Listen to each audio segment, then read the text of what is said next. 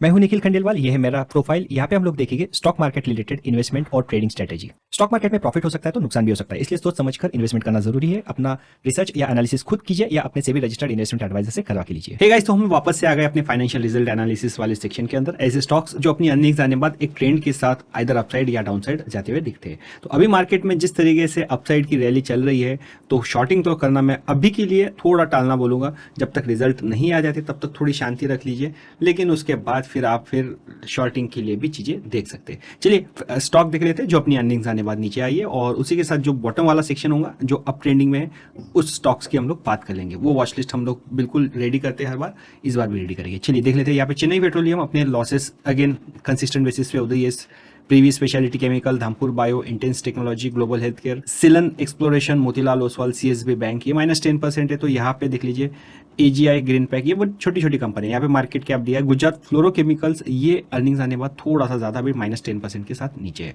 यहाँ पे जो बड़ी वाली हम लोग उसके बारे में बात करेंगे। मैंगलोर रिफाइनरी, ये यहाँ पे अर्निंग्स आने बाद अभी -8% के साथ है। यहाँ पे 26,000 मार्केट कैप के साथ जेबी केमिकल्स एंड फार्मास्यूटिकल्स, अर्निंग्स आने बाद देख लीजिए -8% के पास में यहाँ पे ट्रेड कर रहा हुआ है।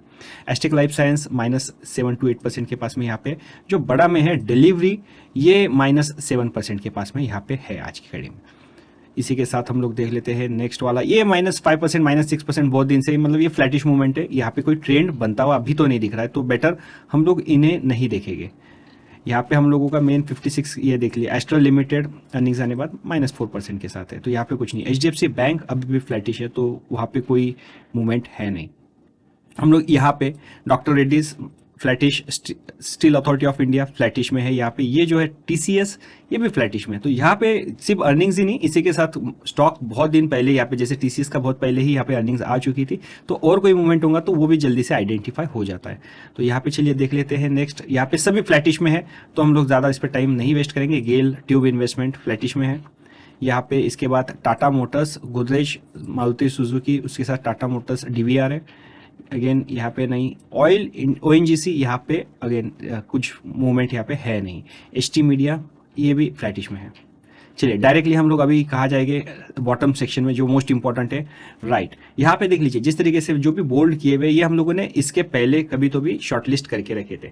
तो अभी किर्लोस्कर ब्रदर्स में ये मोमेंटम टूट चुका है। जो पहले स्टॉक ऊपर था, एटलीस्ट अभी के लिए ये मोमेंटम टूट चुका है, तो हम लोग उसे वॉच लिस्ट में रख के कोई मजा है नहीं, तो उसे हम लोग निकाल देंगे।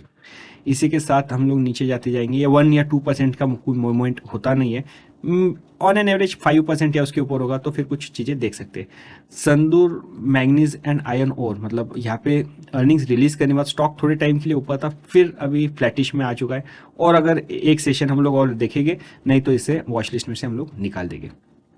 इसी के साथ फिर अभी next Bajaj Hindustan sugar limited, ये देख लीजिए कि पहले स्टॉक थोड़ा सा ऊपर था, फिर नीचे ऊपर नीचे ऊपर नीचे चल रहा है, तो इसे वॉच लिस्ट में रखना अभी के लिए वर्थ नहीं रहेगा। नेक्स्ट हम लोग देखेंगे आईईएक्स। यहाँ पे स्टॉक अभी भी थोड़ा सा है, पॉजिटिव गेन के साथ अभी भी ट्रेड कर रहा है, तो फॉर द टाइमिंग इसे अभी रख सकते हैं। यहाँ पे हम लोगों को ऐसे स्टॉक्स चाहिए जो अपनी अर्निंग्स आने बाद मतलब येलो से लेके, लाइट येलो से लेके अभी ग्रीनिश में जाते हुए दिख रहे हैं। डार्क ग्रीनिश में जितने जाएंगे उतना स्टॉक अच्छा रहेगा। ब्लू स्टार लिमिटेड, यहाँ पे नहीं मजा आएगा, तो अभी के लिए वॉच लिस्ट में नहीं रहेगा ये। इसी के साथ आरती सर्फेक्टेंट्स, यहाँ पे स्टॉक ऊपर जा रहा था, फिर यहाँ से वापस से फ्लैटिश में हो गया, तो ये भी हम लोग निकाल देंगे। इसी के साथ एचयूएल में कोई मूवमेंट बन रही है, पर ठीक है, ये थोड़ा और उसे जाना जरूरी है। लुपिन, राइट, यहाँ पे लुपिन काफ़ी अच्छे में है। ये लुपिन अपना गेन धीरे धीरे करके बनाता हुआ दिख रहा है, तो इसे हम लोग वॉच लिस्ट में बिल्कुल रखेंगे। यहाँ पे मेन एंड बेनिंग्स नहीं है। हिकाल लिमिटेड के अंदर शायद हो सकता है 6% के साथ अभी है, तो हिकाल को आप शॉर्टलिस्ट करके रख लीजिए। ग्रैन्यूल्स इंडिया, यहाँ पे भी एक अच्छा है। ग्रैन्यूल्स इंडिया के अंदर आप उसे शॉर्टलिस्ट कर सकते हैं। केईआई इंडस्ट्रीज, ये थोड़ा सा प्लस माइनस चल रहा है, तो अभी नहीं, नेक्स्ट टाइम हम लोग फिर से देखेंगे, इसे रिविजिट करेंगे। विजय डायग्नोस्टिक सेंटर, ये इसमें भी मजा नहीं है। पीडीलाइट लास्ट टाइम हम लोगों ने शॉर्टलिस्ट किया था, तो अपने गेंस देख लीजिए किस तरीके से यहाँ पे स्टॉक के अंदर 7%, 6%, 7%, 6%, तो ये इसके गेंस अभी भी है, तो आप इसे यहाँ पे ट्रेड करने के लिए वॉच लिस्ट में रख सकते हैं। यहाँ पे ओरेकल फाइनेंशियल सर्विसेज भी, ये बड़ा कंपनी जितना होता है उतना और अच्छी बात होती है, तो इसे भी वॉच लिस्ट में रखना ज़्यादा बेटर रहेगा। यहाँ पे माधव कॉपर में देख लीजिए, ये छोटा कंपनी है, पहले अर्निंग्स आने के बाद फ्लैटिश में था, फिर धीरे धीरे करके ऊपर जा रहा है। तो माधव कॉपर को आप यहाँ पे शॉर्टलिस्ट करके रख सकते हैं, लेकिन बहुत छोटा सा कंपनी है, फिर भी हम लोग यहाँ पे देख सकते हैं। क्विक एंट्री क्विक एग्जिट करके रख लीजिए, अगर आपको अपॉर्चुनिटी मिल गया तो ठीक है, नहीं तो जाने दीजिए। ये बस वाला सिंटेक्स नहीं, यहाँ पे मज़ा नहीं आएगा। श्याम मेटेलिक्स नहीं, यहाँ पे देख सकते हैं। श्याम मेटेलिक्स शायद हो भी सकता है, लेकिन मैं अभी के लिए उसे अवॉइड करूँगा, नेक्स्ट टाइम रिविजिट करेंगे। जी एंटरटेनमेंट, यहाँ पे आप इसे शॉर्टलिस्ट कर सकते हैं। यहाँ पे एडिलिस फाइनेंशियल नहीं आएगा। सुदर्शन केमिकल शायद आ सकता है।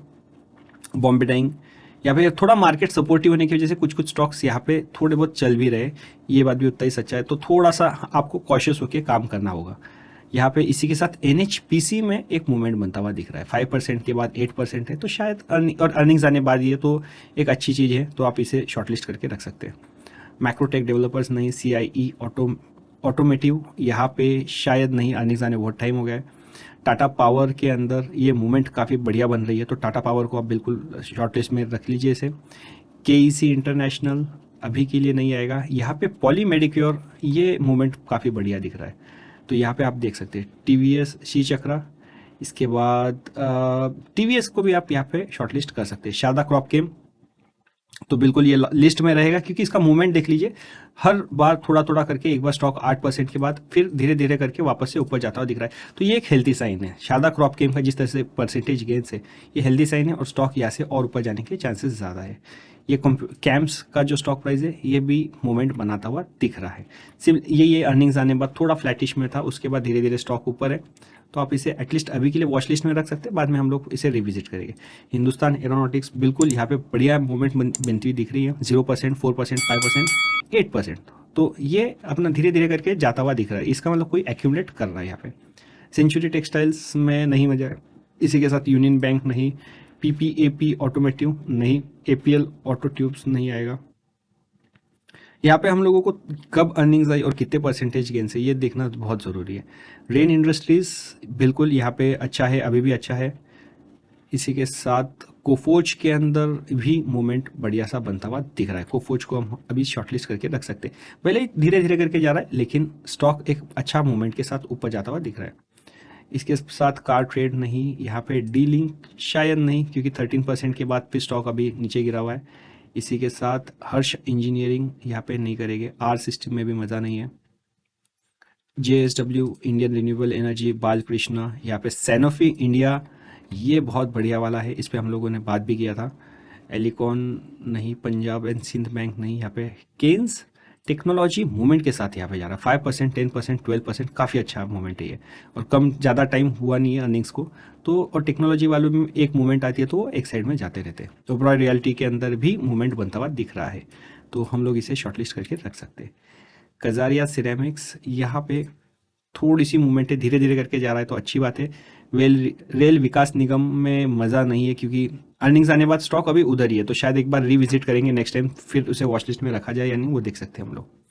तो यहाँ पे याद रख लीजिए, ये जो लिस्ट हम लोग बना रहे हैं, ये आपको बाकी पूरा मार्केट देखने की ज़रूरत नहीं, इसकी वॉच लिस्ट बनाइए, धीरे से चार्ट पैटर्न देख लीजिए। अगर ट्रेंड इज ट्रेंड, जहाँ पे ट्रेंड आपको दिख रहा है, इंट्राडे में भी आपको मूवमेंट दिख रही है, तो आप वहाँ पे इजीली उस चीज़ पे बेट ले सकते हैं। तो ये एकदम सिंपल वे में है, पूरा मार्केट देखो, फिर उसे फिल्टर आउट करो, फिर टेक्निकल से लगाओ, इसमें ये टाइम एफिशिएंट वाला चीज़ नहीं है, क्विक डिसीजन लेने, तो इसलिए ऐसी वॉच लिस्ट आपको बहुत ज़्यादा काम में आती है। तो आपको इसको बिल्कुल अच्छे से बना के रखना है, और इसमें से स्टॉक्स शॉर्टलिस्ट करके रखने हैं। ये देख लीजिए, सिंट्रिक्स परफॉर्मेंस मटेरियल्स, ये अभी भी ऊपर है।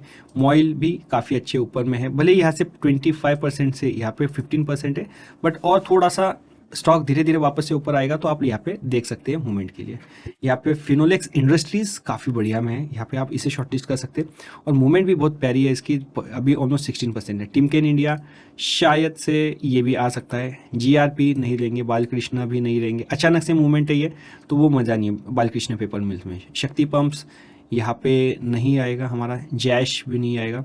हम लोगों को धीरे से ऊपर जाते हुए स्टॉक्स यहाँ पे चाहिए। वेदांता लिमिटेड बिल्कुल यहाँ पे आप देख सकते हैं वेदांता को। बाद में किर्लोस्कर ऑयल्स एंड इंजिन्स, ये भी बढ़िया सा चीज़ है। वोल्टैम ट्रांसफॉर्म, यहाँ पे भी हम लोग देख सकते हैं। BEML पहले भी था, और देख लीजिए BEML के अंदर बढ़िया सा एक मूवमेंट बनता हुआ दिख रहा है। स्टर्लिंग एंड विल्सन के अंदर भी मूवमेंट कंटिन्यू अभी भी है, तो बहुत बढ़िया बात है। ISMT लिमिटेड, ये धीरे धीरे करके जा नहीं रहा है, अचानक से मूवमेंट है, तो आई डोंट थिंक इसे ऐड करना चाहिए। जुपिटर वैगन्स जो 23,000 करोड़ मार्केट कैप वाला कंपनी है, यहाँ पे ये बहुत बढ़िया में चल रहा है जुपिटर वैगन्स। तो यहाँ पे देख लीजिए 26, बाद में 23, 26, 32। शैपलर तो आपको मैं लाइफ टाइम, मतलब ये समझ लीजिए जब से हम लोगों ने चालू किया, ये फर्स्ट टाइम से बोल रहा हूँ, ये कंसिस्टेंट गेनर है। तो आज 35%, हम लोगों ने जब ये शैपलर स्टार्ट किया था, ये समझ लीजिए 10-12% के गेंस थे या उसके पहले से थे, तब से हम इसे देखते हुए आ रहे हैं। तो ये फंडामेंटली बेरिंग वाला कंपनी है, स्ट्रॉन्ग कंपनी है, और इसके पीछे ऊपर जाने का, ये लाइफ टाइम हाई के आसपास भी ट्रेड करता हुआ दिख रहा है ये, और ये जाते रहेगा। कभी गिरे हुए मार्केट में आपको अगर इसे पोजिशनल ट्रेडिंग के लिए अगर आपको मिल जाए या इन्वेस्टमेंट के लिए भी मिल जाए, तो इससे अच्छा कंपनी आपको नहीं मिलेगा। आप इसके फाइनेंशियल चेक कर लीजिए, बिजनेस मॉडल चेक कर लीजिए, बहुत मज़ा आ जाएगा। एचजी इंफ्रा काफ़ी बढ़िया हमें ऊपर जाता हुआ दिख रहा है, 20%, बाद में 21, अभी 38% के पास में यहाँ पे। तो एचजी इंफ्रा थोड़ा सा मुझे लगता है we are late for the party, पर अभी के लिए आप इसे वॉच लिस्ट में रख सकते हैं।